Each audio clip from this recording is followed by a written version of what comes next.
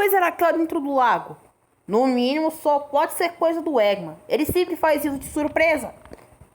Ok, agora eu vou te mostrar como fazer uma lareira por aqui. A gente vai pegar alguns gravetos, alguma coisa assim?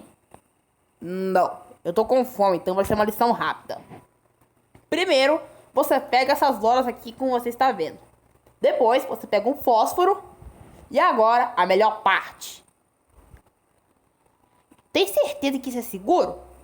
Eu tô com medo da gente se queimar. Ah, relaxa, Teus, vai tá de boa. Agora, imagina a gente comendo nossos chili dogs em fogo aberto. Vai ser meio queimadinho, com um gosto meio torrado e um meio gosto de madeira. Eu sei o que eu estou fazendo.